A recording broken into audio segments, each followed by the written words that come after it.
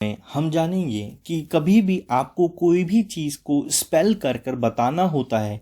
अगर आप कॉन्वर्जेशन करते हैं तो उसको कैसे स्पेल किया जाता है, मतलब उसको कैसे एक्सप्लेन करके बताया जाता है।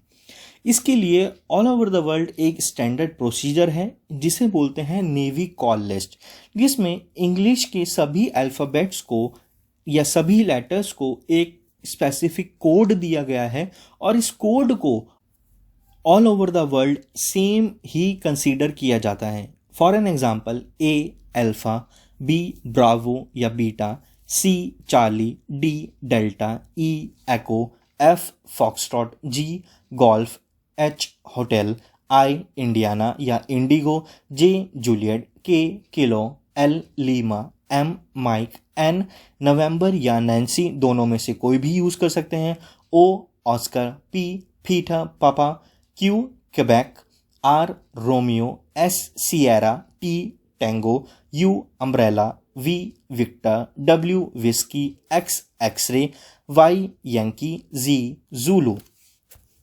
अब जब भी हम कोई चीज़ को स्पेल करते हैं तो हम इंग्लिश में जैसे बोल देते हैं टी फॉर टोमेटो, वो टी फॉर नहीं बोला जाता, उसकी जगह जो स्टैंडर्ड जो एक अच्छा है वे है उसमें एज इन, एज इन इस तरह से लगाया जाता है।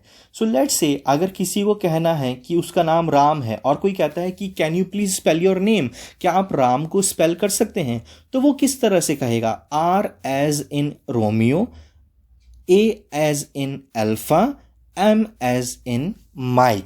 कुछ एग्जाम्पल देखते हैं। लेट्स से कि कोई नाम है करण, तो कैसे बोला जाएगा?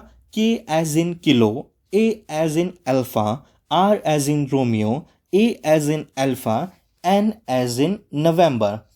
नेक्स्ट, लेट्स से आप मुंबई में रहते हैं और कोई कहता है can you please spell Mumbai for me, तो आप कैसे बोलेंगे? M as in Mike, U as in umbrella, M as in Mike, B as in bravo, A as in alpha, I as in Indigo.